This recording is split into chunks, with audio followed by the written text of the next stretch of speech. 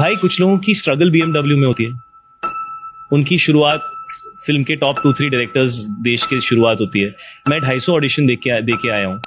क्या कभी भी नेपोटिज्म को पास से देखकर ऐसा लगा है कि मैं भी बच्चे बना लूं और उन्हें भी नेपोटिज्म के फायदे दूं?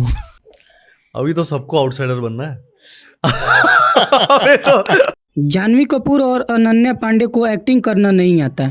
वरुण धवन और सिद्धार्थ मल्होत्रा हर मूवी में ऑलवेज एक ही तरह के एक्सप्रेशन देते रहते हैं। टाइगर श्रॉफ हैं कि वो मार्शल आर्ट से बाहर नहीं निकलते, और कार्तिक आर्यन का PR है कि कम होने का नाम नहीं लेता। बॉलीवुड में अक्सर टैलेंट की बात होती रहती है। भाई लोग, आपने भी कई बड़े सुपरस्टार्स को ये कहते हुए सुना होगा कि अगर आपके अंदर एक्टिंग स्किल है तो आपको कोई रोक नहीं सकता। लेकिन अगर आज मैं ऑनेस्टली बोलूं तो ये बात पूरी तरह से ट्रू नहीं लगती बॉलीवुड के नजरिए से, क्योंकि बॉलीवुड में सिर्फ टैलेंट से काम नहीं चलता। यहाँ काम चलता है विजिबिलिटी का, कनेक्शंस का, PR का और सबसे ज्यादा परसेप्शंस का। आपने भी कभी नोटिस किया होगा कि बॉलीवुड के कुछ स्टार्स ऐसे हैं जिनकी फिल्में एक के बाद एक फ्लॉप पर फ्लॉप होती रहती हैं। लोग इनकी हर फिल्म के बाद सोशल मीडिया पर सवाल उठाते रहते हैं, इनकी एक्टिंग को लेकर मीम्स बनाते हैं। कुछ क्रिटिक्स भी खुलकर इन्हें क्रिटिसाइज करते हैं, लेकिन इसके बावजूद उनके प्रोजेक्ट्स रुकते नहीं है। हर साल नई फिल्म, नए अनाउंसमेंट और वहीं फ्लॉप फिल्मों का साइकिल रिपीट होता रहता है। तो सवाल ये उठता है कि आखिर ऐसा कैसे ये स्टार्स बॉलीवुड में विदाउट एक्टिंग स्किल्स के सरवाइव कर रहे हैं? क्यों इतनी फ्लॉप फिल्मों के बाद भी ये लीड रोल में कास्ट कर लिए जाते हैं? क्या कारण है कि हर फ्लॉप फिल्म के बाद इनकी फीस कम नहीं होती? और सबसे बड़ा सवाल, क्यों बॉलीवुड नए एक्टर्स को मौका नहीं देता? क्यों इन्हें ही बार बार चांस दिया जाता है?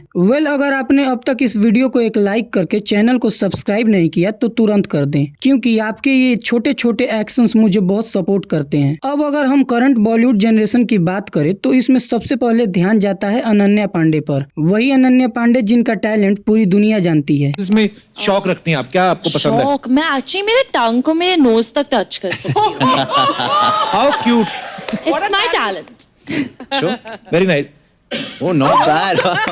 I did it. ऑनेस्टली अगर बॉलीवुड में कंसिस्टेंसी का अवार्ड देना हो तो अनन्या वो अवार्ड डेफिनेटली डिजर्व करती हैं। लेकिन प्रॉब्लम ये है कि ये कंसिस्टेंसी का अवार्ड गुड परफॉर्मेंस के लिए नहीं बल्कि वीक परफॉर्मेंस के लिए है। मतलब हर फिल्म के बाद ऑडियंस को लगता है कि शायद इस बार अनन्या में इम्प्रूवमेंट देखने को मिलेगा, लेकिन फिर स्क्रीन पर वही उनका घिसा पीटा पैटर्न रिपीट हो जाता है। वही same expression, same confused face, same awkward smile और फालतू डायलॉग्स डिलीवरी, जिसे सुनकर कई बार ऐसा लगता है कि जैसे मूवी की लाइंस फील करके नहीं बस केवल याद करके बोली जा रही है। अनन्या के साथ सबसे बड़ा इशू है उनकी नेचुरल एक्टिंग का कम्प्लीटली मिसिंग होना। किसी भी सीन में वो कैरेक्टर की फीलिंग कम देती है और खुद जैसे ज्यादा लगती हैं। चाहे इमोशनल सीन हो, रोमांटिक सीन हो या फिर सीरियस डायलॉग्स, हर जगह एक ही टोन, एक ही वाइब। और यही रीजन है कि ऑडियंस अनन्या से कनेक्ट नहीं कर पाती। अब सोशल मीडिया पे तो सिचुएशन और भी ब्रूटल है। इनके एक्टिंग के मीम्स बनते हैं, डायलॉग्स ट्रोल होते हैं, एक्सप्रेशंस का मजाक उड़ाया जाता है। लेकिन इंटरेस्टिंग बात यह है कि इतनी ट्रोलिंग के बावजूद भी अनन्या की विजिबिलिटी कम नहीं होती, बल्कि कई बार तो और बढ़ जाती है। और यही इनका असली PR है, क्योंकि आज के टाइम में निगेटिव पब्लिसिटी भी एक पब्लिसिटी ही होती है। अनन्या का PR इतना स्ट्रॉन्ग है कि वो हर जगह दिखाई देती हैं, इवेंट्स में, एड्स में, इंटरव्यूज में, रील्स में। मतलब आप इन्हें इग्नोर करना चाहो तो भी वो टाइमलाइन पर आ ही जाती हैं। अब आते हैं जानवी कपूर पर। जानवी कपूर के बारे में ऑनेस्टली बोलूं तो जानवी कपूर का कैरियर एक एग्जाम्पल है जो हमें ये बताता है कि प्योर इंडस्ट्री सपोर्ट क्या होता है। ऐसा मैं इसलिए बोल रहा हूँ क्योंकि जानवी कपूर ने अब तक कुल 14 मूवी में परफॉर्म किया है, जिसमें से उनकी 8 से ज्यादा मूवीज ऐसी हैं जो फ्लॉप और डिजास्टर बन चुकी हैं, और इनमें 4 मूवीज ऐसी हैं जिनको OTT पर रिलीज करना पड़ा था। यानी इनके कैरियर में डेब्यू से लेकर अब तक फ्लॉप मूवीज की लाइन लगी हुई है। लेकिन इनकी अपॉर्चुनिटी है कि खत्म होने का नाम ही नहीं ले रही है। इनके केस में प्रॉब्लम सिर्फ मूवीज की स्क्रिप्ट नहीं है, बल्कि रियल इशू है इनकी एक्टिंग में डेप्थ की कमी। सीरियस रोल्स में भी ये ऑडियंस के साथ इमोशनली कनेक्शन नहीं बना पाती, और ये बात अब ऑडियंस समझने लगी है। वैसे दोनों ही एक्ट्रेस के केस में एक चीज बहुत क्लियर दिखती है, इनकी फिल्मों से ज्यादा इनकी प्रेजेंस हाईलाइट होती है। मतलब मूवी रिलीज होने से पहले ही interviews, promotion, reels, brand campaigns इतना हाइप क्रिएट कर देते हैं कि ऑडियंस का अटेंशन अपने आप अट्रैक्ट हो जाता है। लेकिन प्रॉब्लम तब शुरू होती है जब ये हाइप स्क्रीन पर ट्रांसलेट नहीं हो पाती, और जो ऑडियंस थिएटर या OTT पर फिल्में देखती हैं तो उन्हें इनकी एक्टिंग में वो डेप्थ, वो नेचुरल फीलिंग नहीं मिल पाती जिसकी वो उम्मीद कर रहे थे। लेकिन इसके बावजूद भी इन लोगों के पास पास प्रोजेक्ट्स की कमी नहीं होती। इसका रीजन सिर्फ एक है, इंडस्ट्री बैकिंग और विजिबिलिटी। क्योंकि आज के टाइम में अगर आप लगातार दिख रहे हो, अगर आपकी सोशल मीडिया रीच स्ट्रॉन्ग है तो आप मार्केट में रिलेवेंट बने रहोगे। और बॉलीवुड अल्टीमेटली एक बिजनेस है जहाँ रिलेवेंट ही करेंसी है।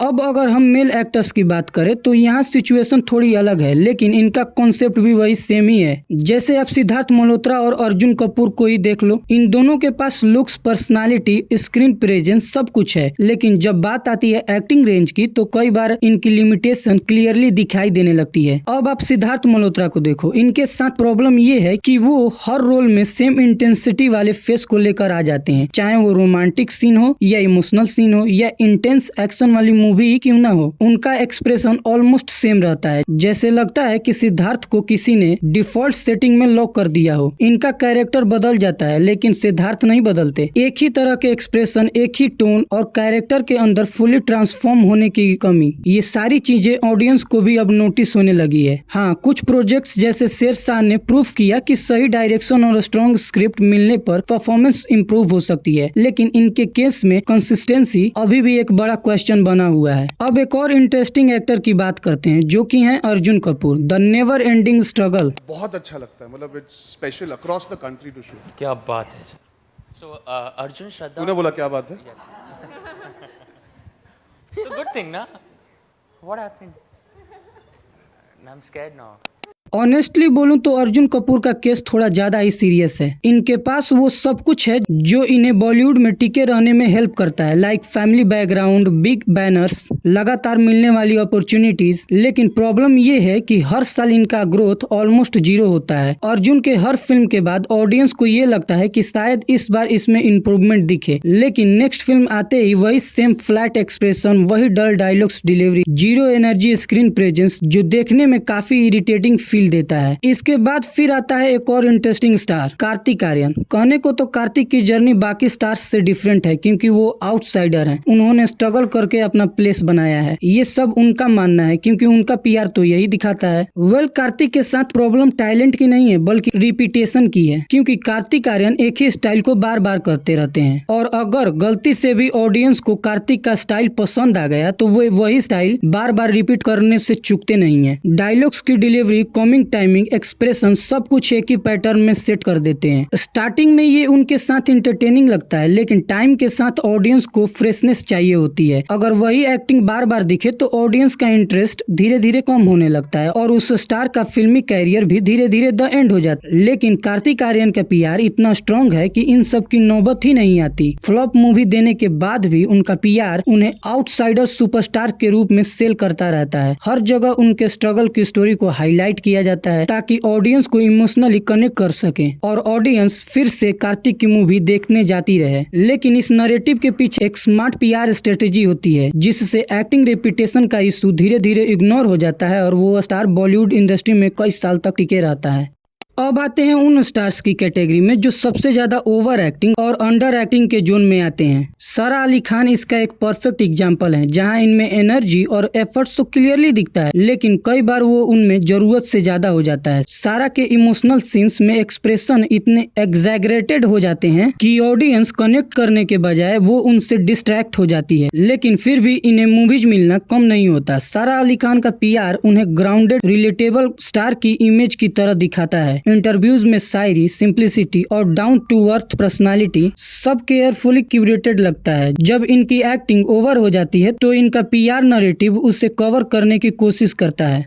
दूसरी तरफ टाइगर श्रॉफ हैं, जिनके पास action skills, dance, body figure सब कुछ टॉप लेवल का है, लेकिन एक्टिंग के मामले में वही डेप्थ मिसिंग लगती है जो एक एक्टर में होनी चाहिए। मतलब स्क्रीन पर जब वो परफॉर्म करते हैं तो उनकी एक्टिंग ऑडियंस को फील ही नहीं होती। टाइगर श्रॉफ का पीआर उनकी लिमिटेशन को हाइड करके उनकी स्ट्रेंथ को एम्पलीफाई करता है, like best action hero, next level dancer, ये सब हेडलाइंस बनती हैं ताकि इनकी एक्टिंग की कमी इनके पीछे छिप जाए। वरुण धवन की एक्टिंग में सबसे बड़ी प्रॉब्लम है फेक एनर्जी और ओवर एक्टिंग। हर सीन में अननेसेसरी लाउड एक्सप्रेशन और फोर्स्ड रिएक्शन उन्हें नेचुरल होने ही नहीं देता, और ऊपर से उनका पीआर हर एवरेज परफॉर्मेंस को वर्सटाइल बताकर हाइप करने में लगा रहता है, जबकि रियलिटी में डेप्थ और कंसिस्टेंसी दोनों ही इनमें मिसिंग है। इन स्टार्स की जर्नी जर्नी को देखने के बाद बॉलीवुड का असली पीआर सिस्टम समझ आता है कि यहाँ सर्वाइवल सिर्फ एक्टिंग पर डिपेंड नहीं करता। अगर आपके पास स्ट्रॉन्ग पीआर टीम है, अगर आपकी ब्रांडिंग सही है, अगर आप कंट्रोवर्सी से दूर रहकर क्लीन इमेज मेंटेन करते हो, और सबसे इम्पोर्टेंट अगर आप किसी बड़े स्टार के